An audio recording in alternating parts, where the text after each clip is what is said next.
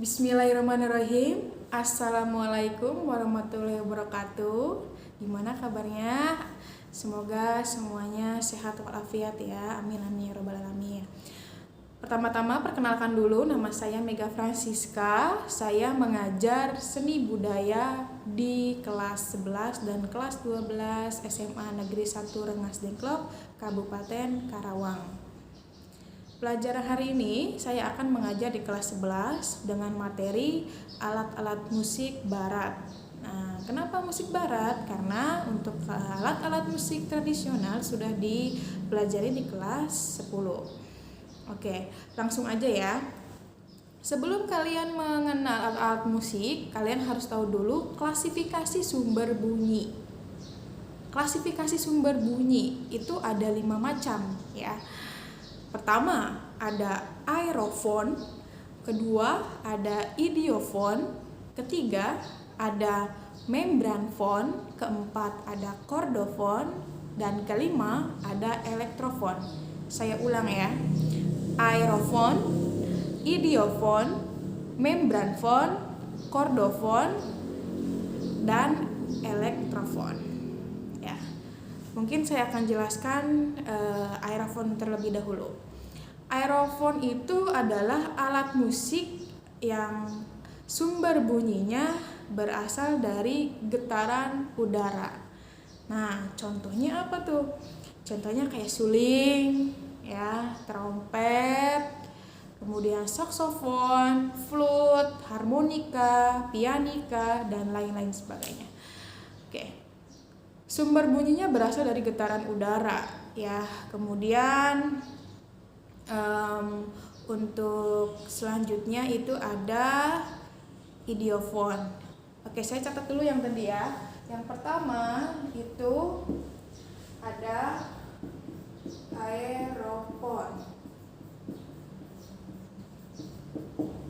Aerofon, klasifikasi sumber bunyinya berasal dari getaran udara. Jadi kalau kita meniup alat musik, contoh kayak suling atau recorder atau pianika, itu pasti si udara yang kita tiup itu kan masuk ke lubang. Nah, itu akan terjadi getaran di situ dan menghasilkan bunyi, ya begitu ya kurang lebih.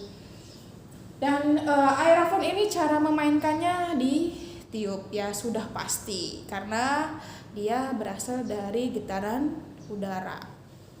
Oke, saya pikir kalian sudah paham. Yang kedua itu tadi adalah idiofon.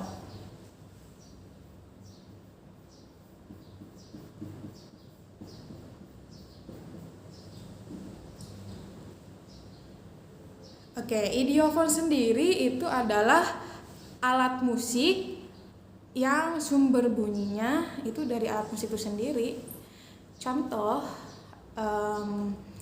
alat musik angklung, ya. Angklung kan dimainkan secara digoyangkan atau digetarkan, ya. Kemudian ada seperangkat alat musik gamelan kayak saron, bonang, gong gitu kan. Nah, idiofon sendiri kalian harus tahu bahwa idiofon itu bahan dasarnya terbuat dari bahan-bahan kayu, dari bambu, kemudian dari logam, kuningan gitu kan.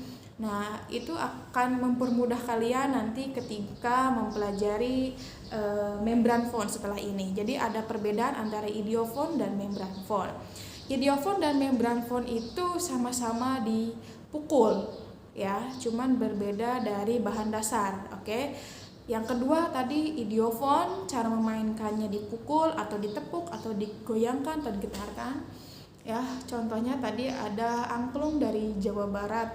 Kemudian saron, bonang pun itu adalah alat musik tradisi dari daerah Jawa Barat. Kalau misalkan dari alat musik modernnya apa? Alat musik modernnya contoh kayak marakas. Tahu marakas? Mungkin di sini ada yang sering nonton Upin Ipin ya, yang boria itu, yang digetar-getar gini goyang. Itu marakas namanya. Nanti mungkin saya akan berikan gambar juga supaya kalian lebih paham. Oke, lanjut dulu ya. Di nomor 3 itu ada membranfon.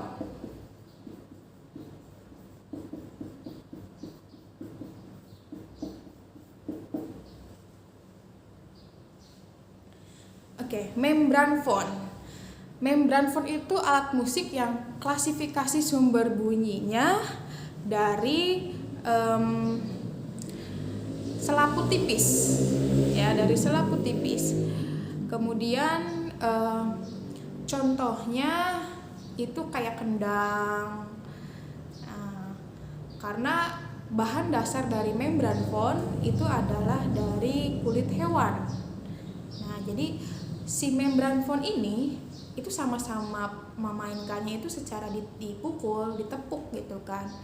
Nah, perbedaannya itu tadi bahan dasar. Kalau idiophone dia mainnya dipukul, ditepuk, tapi bahan dasarnya dari kayu, dari bambu gitu ya. Kalau misalkan membranphone sama-sama dipukul, ditepuk, tetapi bahan dasarnya dari selaput tipis atau membran gitu. Lebih gampangnya lagi dari kulit-kulit hewan, contoh kayak bedug kan, ya, kendang, masih banyak lagi pokoknya. Kemudian keempat, klasifikasi sumber bunyi yang keempat itu tadi adalah chordophone, ya, chordophone.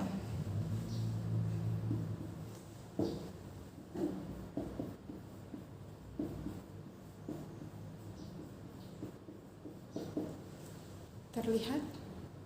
Ya. Oke. Untuk chordophone, ya. Untuk chordophone itu adalah alat musik yang sumber bunyinya berasal dari dawai. Contohnya yang dari senar, contohnya misalkan dawai gesek, dawai petik, dawai pukul. Kenapa sih ada 3 macam? Nah, beda-beda makanya. Untuk dawai gesek sendiri itu ada biola atau violin, viola, cello, kontrabas, ya. Itu untuk di musik barat. Kemudian untuk dawai petik ada gitar, ya, ada harpa, ada ukulele. Kemudian kalau di tradisi Jawa Baratnya ada kecapi, ya. Kemudian untuk dawai pukul itu contohnya piano akustik. Piano akustik, ya, dia menggunakan senar dalamnya gitu. Jadi tidak menggunakan media atau aliran listrik gitu, enggak. Jadi dia pure piano akustik gitu dari senar yang digetarkan. Itu termasuk ke klasifikasi chordophone, ya. Begitu.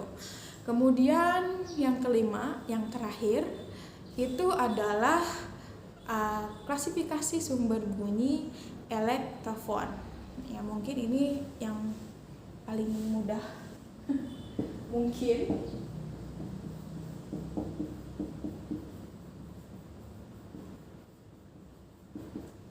Terlihat? Aduh, cahayanya. Elektrophone itu adalah klasifikasi sumber bunyi yang sumber bunyinya berasal dari aliran listrik. Nah, contohnya kayak piano digital, ya. Nanti saya tunjukkan piano digital yang mungkin sering saya mainkan itu termasuk ke elektrophone, gitar elektrik, gitar bass elektrik, keyboard, ya, drum elektrik, drum pad MIDI khusus untuk kayak apa lagi ya? Oh ya, seperti ini, seperti alat-alat musik IDM, alat-alat musik DJ itu termasuk ke alat-alat musik elektrophone. Saya ulang ya dari awal. Oke, kalian simak dengan baik. Klasifikasi sumber bunyi ada 5 macam. Pertama ada aerophone, idiophone, membranphone, chordophone, dan elektrophone. Aerophone adalah klasifikasi sumber bunyi yang berasal dari getaran udara yang dimainkan secara ditiup. Contoh alat musiknya itu seperti seruling, saluang, kemudian trompet, flute, oboe, basun, saksofon, pianika, harmonika, recorder, ya, dan lain-lain. Untuk kedua, idiofon itu adalah klasifikasi sumber bunyi yang sumber bunyinya berasal dari alat musik itu sendiri yang dimainkan secara ditepuk, dipukul, atau ditabeh atau digoyangkan. Contohnya seperti angklung. Kemudian idiofon sendiri berbahan dasar kayu, bambu, kemudian logam, kuningan, dan lain-lain. Kan tadi contohnya seperti gamelan ya, saron, bonang, gong, dan lain-lain. Kemudian di nomor 3 itu ada membran fon. Kemudian membran fon itu membran fon itu dia klasifikasi sumber bunyinya berasal dari selaput tipis atau selaput membran ya, membran. Bahan dasarnya dari kulit hewan, ya bisa sapi, bisa kambing gitu kan. Contohnya kayak alat musik kendang, tifa, kemudian apalagi bedug. Banyak sekali. Terus untuk nomor 4 itu ada kordofon. Kordofon adalah klasifikasi sumber bunyi yang berasal dari alat musik dawai. Alat musik dawai berarti yang menggunakan senar. Jadi alat musik apapun yang menggunakan senar itu disebut alat musik dawai. Ya, contohnya untuk dawai gesek ada biola atau viola, kemudian violoncello atau cello, kontrabas, lalu di dawai petik ada gitar, ada ukulele, ada harpa, kemudian di dawai pukul ada piano akustik ya, tanpa menggunakan aliran listrik ya, ingat ya. Kemudian yang terakhir itu adalah elektrofon. Elektrofon sendiri adalah klasifikasi sumber bunyi yang berasal dari aliran listrik. Nah, ini sangat gampang ya, contohnya banyak sekali. Dari keyboard, piano digital. Ya, piano digital itu adalah piano yang menggunakan aliran listrik ya.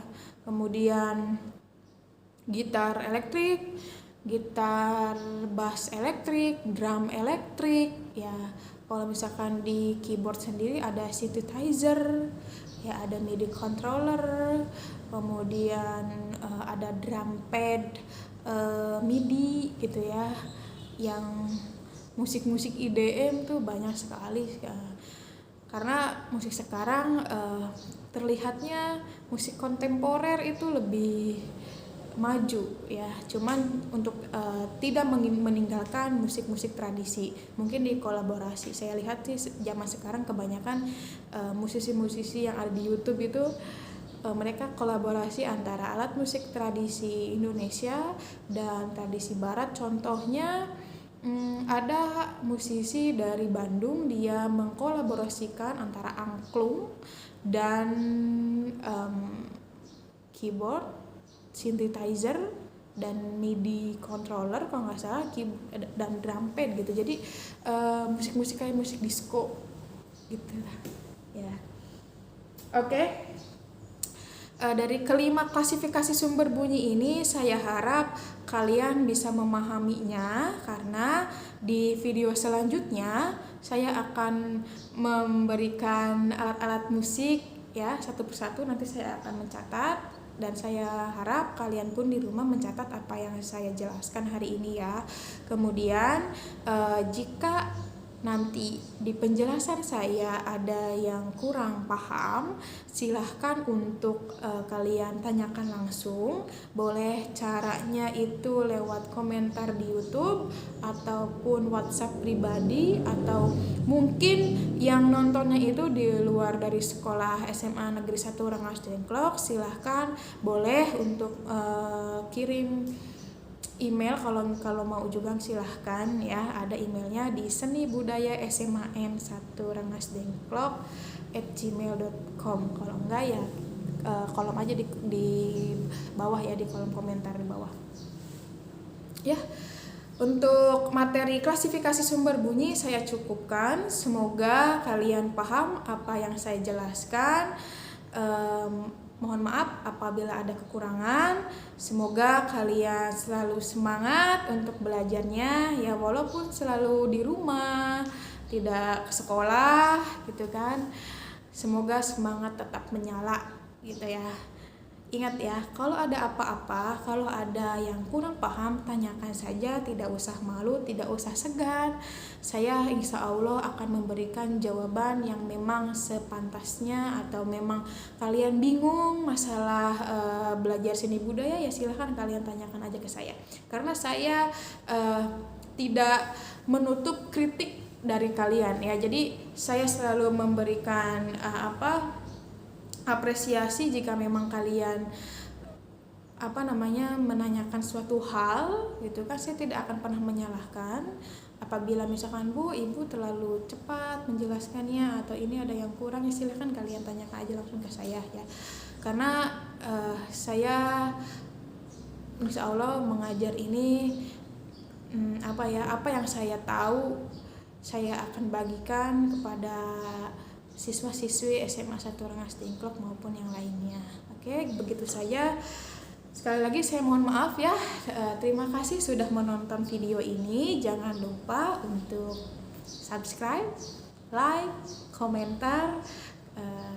Terima kasih. Wassalamualaikum warahmatullahi wabarakatuh.